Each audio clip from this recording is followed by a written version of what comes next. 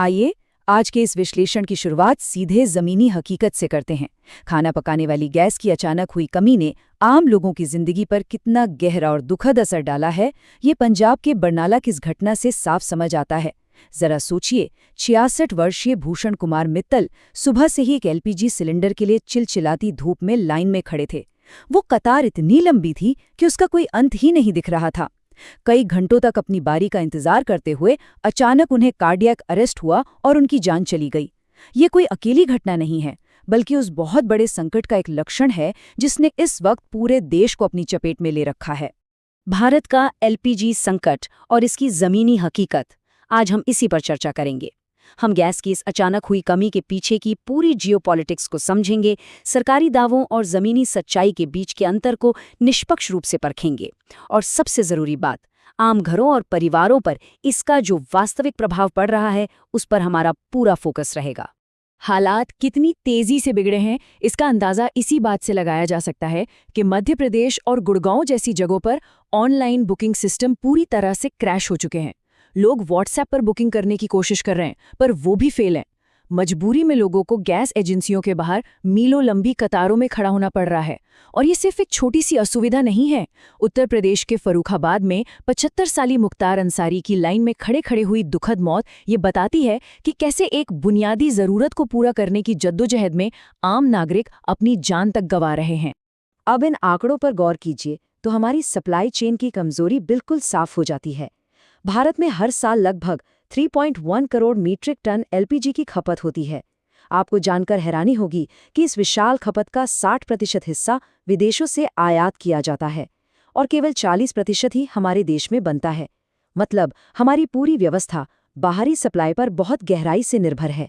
और ये निर्भरता कितनी नाजुक है, इसे ऐसे समझिए, जो 60% गैस हम आयात करते हैं उसका 90% हिस्सा ईरान और ओमान के बीच मौजूद सिर्फ 33 किलोमीटर चौड़े हॉर्मुज़ जल डमरू मध्य यानी स्ट्रेट ऑफ हॉर्मुज़ से होकर गुजरता है। जब ईरान और अमेरिका के बीच चल रहे संघर्ष के कारण ये रास्ता बंद हुआ तो भारत की आधी से ज्यादा एलपीजी सप्लाई अचानक से ठप हो गई।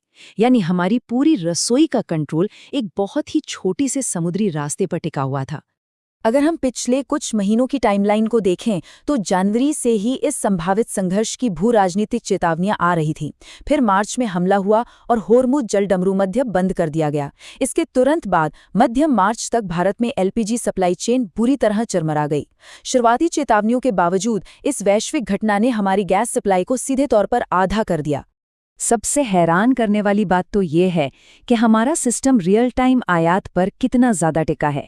विशाखापट्टनम और बेंगलुरु में मौजूद हमारे अंडरग्राउंड रणनीतिक भंडार की कुल क्षमता सिर्फ 1.4 लाख टन है। 140 करोड़ लोगों के देश के लिए ये भंडार 48 घंटे से भी कम समय की खपत के बराबर है। जब पीछे से सप्लाई रुकती है तो हमारे पास कोई बफर ही नहीं होता, और इसीलिए स्थिति तुरंत एक बड़े संकट में बदल गई। यहाँ हमें एक बहुत ही स्पष्ट विरोधाभास देखने को मिलता है।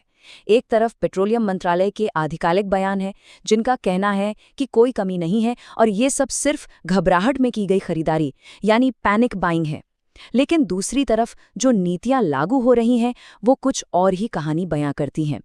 कीमतों में अचानक वृद्धि, कमर्शियल सप्लाई पर 20% की सख्त कैप लगाना और गांवों में सिलेंडर बुकिंग का गैप बढ़ाकर 45 दिन कर देना, ये नीतियां आधिकारिक बयानों से बिल्कुल अलग दिशा में इशारा कर रही हैं।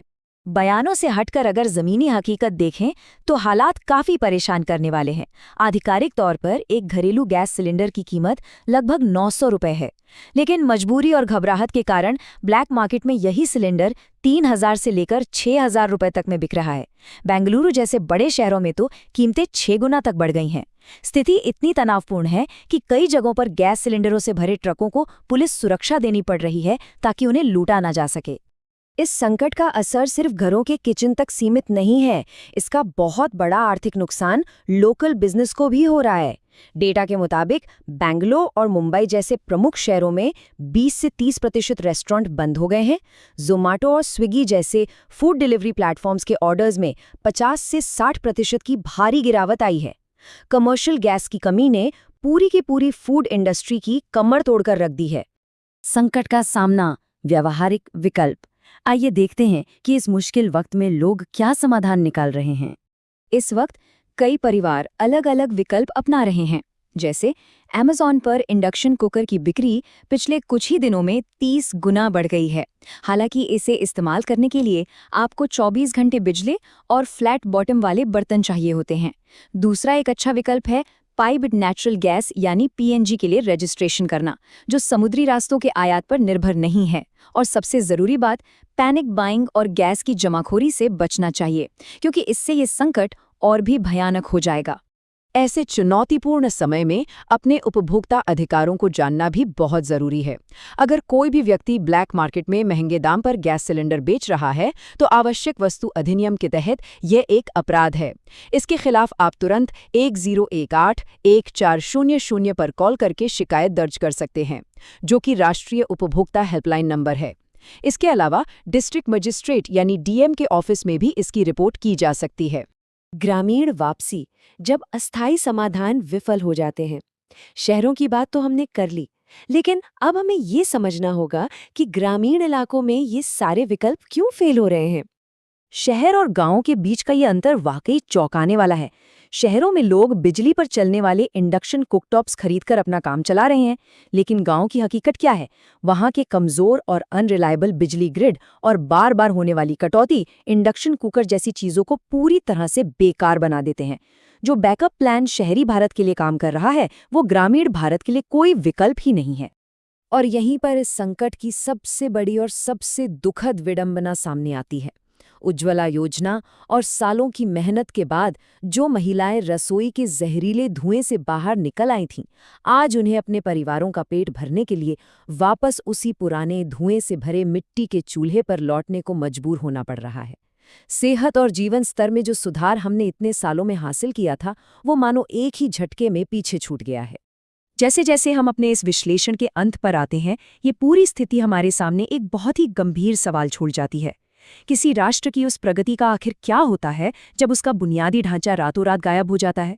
जब ग्लोबल जियोपॉलिटिक्स में उथल-पुथल मचती है और हमारे पास अपनी कोई ठोस तैयारी नहीं होती, तो इसकी सबसे भारी कीमत एक आम इंसान को चुकानी पड़ती है।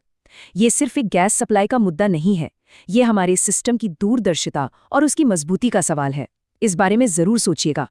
हमारी ये चर्चा यहीं खत्म होती है।